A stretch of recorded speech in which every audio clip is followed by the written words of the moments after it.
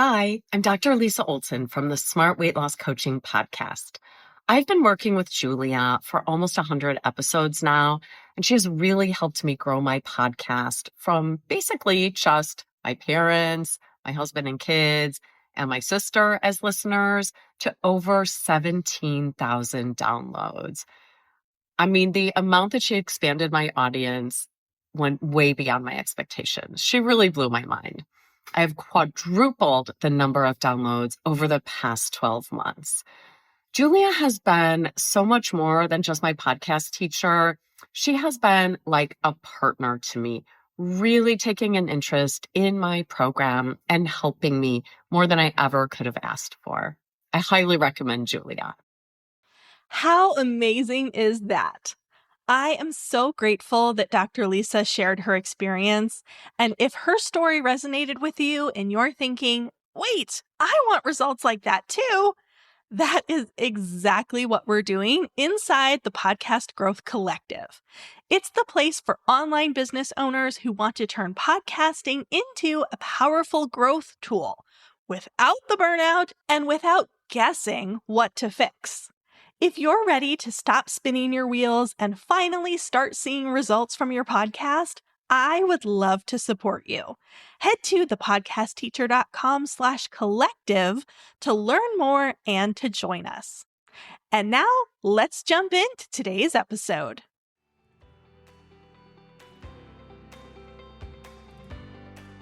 Welcome to Podcasting for Introverts. I'm Julia Levine, aka the Podcast Teacher. I'm a fellow introvert, entrepreneur, and educator. If you want to start a podcast and expand your reach without social media, this is the show for you. Let's get started. Hey, and welcome back. Today, you have the sweet treat of hearing from my good friend and biz bestie, Robbin Kent. Robbin and I met a couple of years ago when we both enrolled in Amy Porterfield's Digital Course Academy, or DCA for short. Amy encourages students to find accountability partners for the duration of the program, and Robbin and I connected thanks to our shared background in elementary education. We soon discovered that we have a lot of complementary skills, and we've continued to support each other and collaborate while building our online businesses long after we finished DCA. Robbin was actually my very first Podcast Startup Academy student and success story with her podcast, Online Courses Made Easy. She specializes in the early stages of creating an online course, especially audience building, and she joins me on the show today to talk about email marketing and how, as podcasters, we can use our email list to strengthen the connection with our listeners. Hey, Robbin, welcome to the podcast. I'm so excited to have you here today. Oh, I am so thrilled. I've been waiting for this day to get to be here talking with you and all the things podcasting. So, yes, thank you so much. Yay, I'm so glad we're finally making it happen. I know we've talked about it for quite some time. And I'd love to just kick things off today by having you introduce yourself. Tell us a little bit about who you are and what you do. Oh, okay. Awesome. Well, I'm Robbin Kent, and I'm a podcaster myself for Online Courses Made Easy. And Julia was the queen who helped me put it together and kind of kick me through all of my excuses. So I help course creators deal with the actual initial phases of course creation to actually build their audience and build their email list and build their courses that will be sold as they get it out there. And I just love this world. I've been in it about 7 years, and it's just so much fun to see the creative brains all come together. So yeah, that's like the short snippet of what I do. Yes, absolutely. And you are certainly going to be a repeat guest on the podcast because we have so many things that we could talk about. But today we're focusing on email marketing and an email list.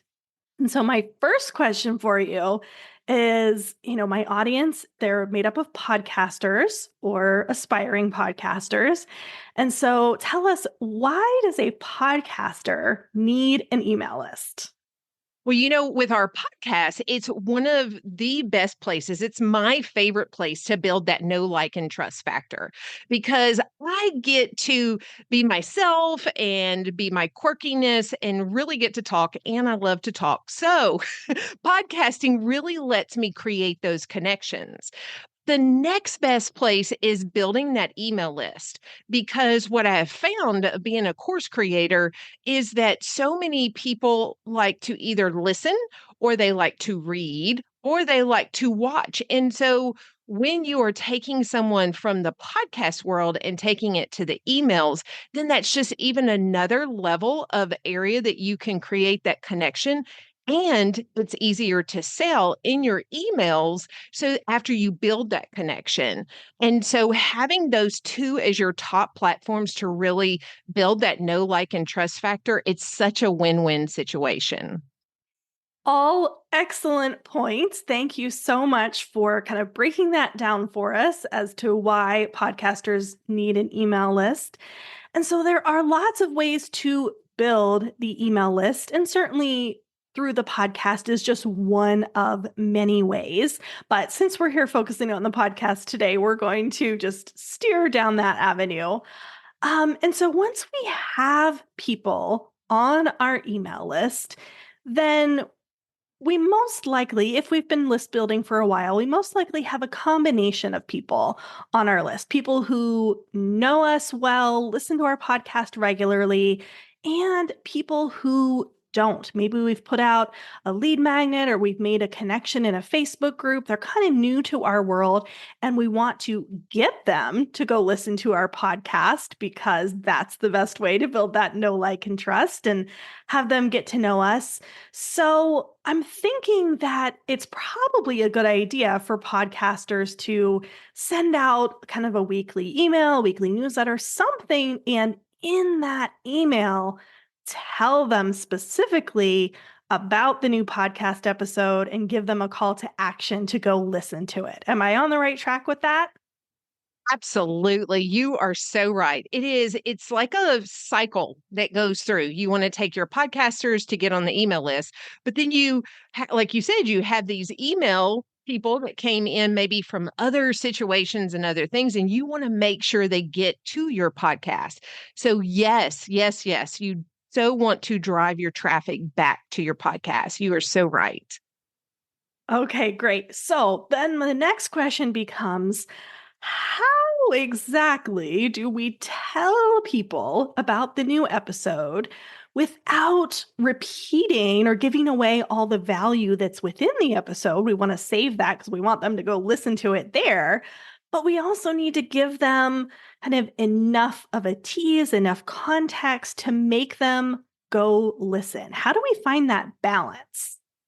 Oh, such a great question too, because honestly, I had my email list before I started my podcast. And so I had one method of how I would create my emails with my value in it. And as I transitioned to actually have my emails direct them to my podcast, it was kind of a juggling act at first. And I was like, okay, exactly like what you said. How do I intrigue them enough to know, oh my goodness, I need to know more. So how do I go there? And honestly, I started off with some of the ways of just, like if I had the top 5 reasons, maybe I gave them the top 2 in the email, and then I drove them to go finish listening to the others on the podcast.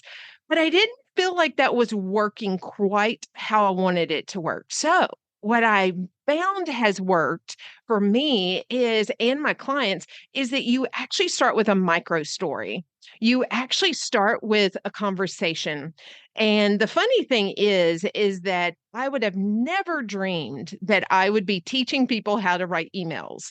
But when I figured out that it's a conversation that you have back and forth, so it's a conversation like if you're sitting down with your biz bestie on a Zoom or at a coffee shop, or having a conversation, then that's how you do it in the email.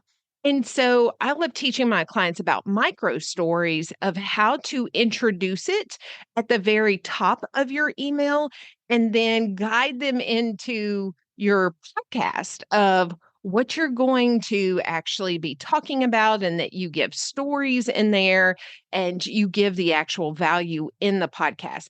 It's almost like dangling that carrot in front of them to get them to go, wait a second, oh my gosh, I need to know more.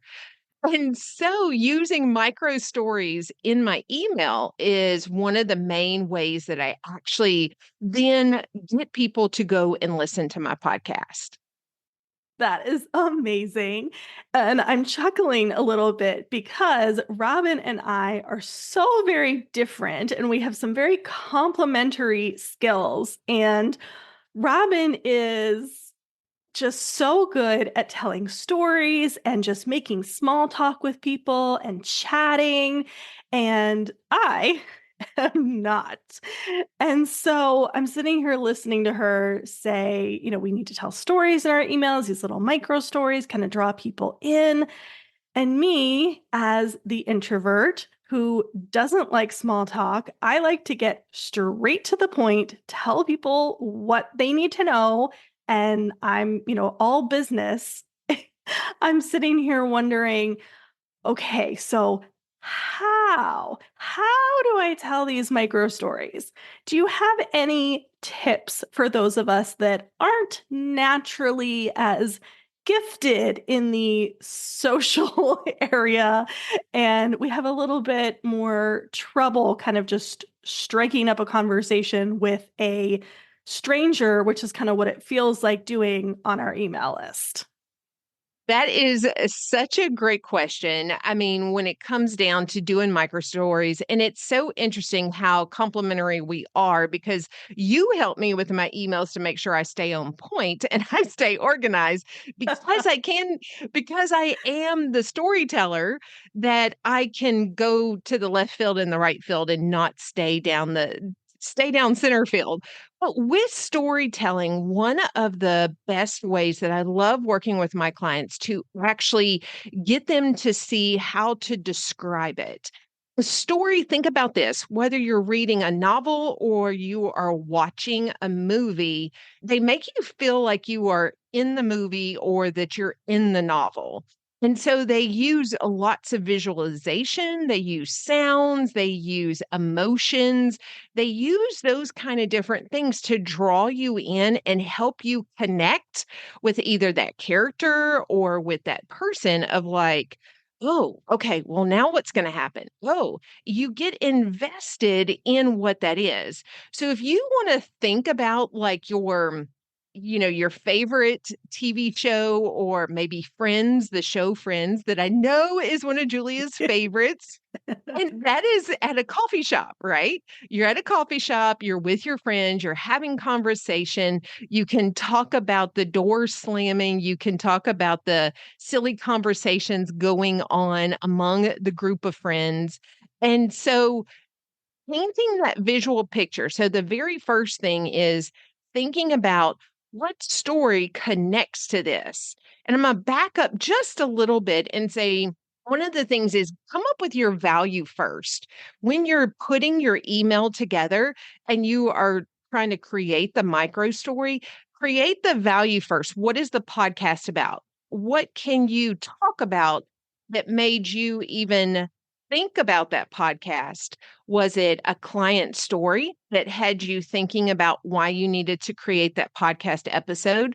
Was it an aha moment that you had that helped you create that podcast story? Think about what originated for you to get there. And that can give you a clue of how to lead in to talking about what is going on. So that would be some of my top ways that, to bring them in and not give it all so that they push the button and they go listen to your episode. That is so, so helpful. And I love the nugget about thinking about what helped you come up with the idea for the episode in the first place. That I think is a game changer for me in particular. Yeah, because I just want to tell them to go listen to the episode. And I'm like, what story can I tell that goes along with this? And I'm just kind of stumped. So, that tip, think about what prompted you to create the content for the episode in the first place and tell that story. That is so super helpful. That's a game changer for sure. Oh, so I have one last question for you in this area, and that is about subject lines, because it doesn't really matter what we write in our email, how good of our story we're telling. It doesn't matter if no one opens it. So, what tips do you have for creating subject lines that get people to open the email? Oh, this is probably one of the hardest to explain, but I'm going to give it a go here. Okay, so when you're creating an email, like I said, you're going to start with what is the point of the email? What is the value that you're going to give? You're going to create the micro story. And actually, the subject line is the very last thing I do. It's the very last thing. It's not the first thing, it's the very last thing. Because when I write the email, depending on how it flows, I'm like, okay, what nugget in here can I pull out of what I've just wrote? What can I pull out that's going to make them go, wait a second, what is she talking? It's like you want to give it where you make it vague enough, but clear enough that it's interesting. So you have to know who your audience is. So for mine, it's a course creator. And so I know that maybe, their pain points that they want are to make sure people buy their course. They need to make sure that their messaging is right. I think about what are their pain points and what questions are they asking in their head. And then I look back at my email content and I'm like, what problem does this solve? And how can I word this so that they know that they need to read this to learn more? So it's definitely something that just kind of comes with practice, along with the micro storytelling. But the number one thing I would say is save it for last and think about your client's pain points to exactly what are they looking for? Why do they want to go into this? And one other thing that I would love to add, just to let you know, other than kind of figuring out what your subject line is, but if you want to have a great open rate, is that you want to build that know, like, and trust factor inside your email. So, what do I mean by that? So, you're building the know, like, and trust factor through your podcast, and they keep coming back because they love you as a podcaster and they want to see what else are you going to teach me? What else are you going to tell me? You want to create that same scenario, that same situation with your email, that when your name comes up on their email list and it says the podcast teacher on there, then they're going to be like, oh, yeah, she's got great content. So they might not even pay attention to your subject line because you have built that know, like, and trust factor with them. And they're going to open it to see what juicy information you have for them now.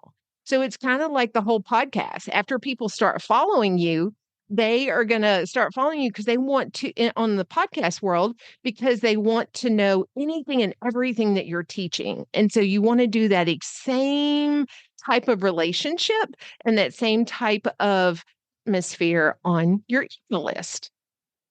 So it takes some pressure off of the subject line being so good because it's all about that authentic connection, those relationships. And so they might not even look at the subject line. Whew, that takes some pressure off that they can just see my name and be like, oh, yeah, I like her stuff. Let me click on this email. And of course, I'm still going to give some attention to the subject lines for those people that haven't quite, gotten through the whole know, like, and trust cycle yet. And we're not quite besties, but I love the tip of doing the subject line last. I will sit down and, it's at the top of your draft. So it's so easy to think that you have to do that first. But I love the tip about doing that last. I am going to start doing that. That is a golden nugget there. Thank you so much. You are so welcome. Yeah, it just makes it all come together when you're able to do that. And yes, it does take the pressure off of that subject line. Like there's importance, but it's not as important as what's inside the email as it is on the actual open after you build that. So yes, you are so right.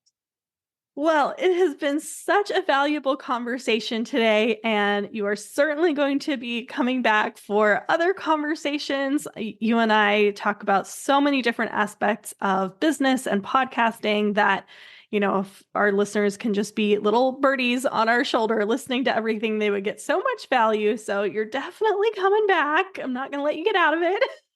Yay.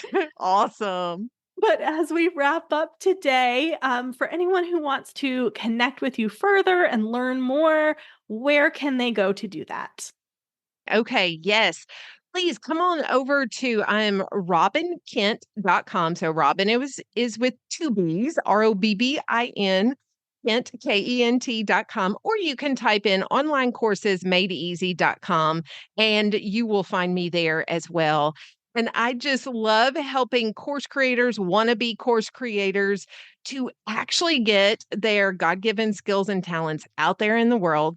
So yes, come on over there and find me. But also, I would love for you to come on over to my podcast as well, Online Courses Made Easy. That is my favorite place to hang out. And I'm so thankful every day that Julia has gotten me to the point to make it a real deal and out there in the world. Thank you so much for being here today, Robbin. And absolutely, dear listener, please go check out Robbin's podcast. It is absolutely amazing. You will not regret spending your time over there.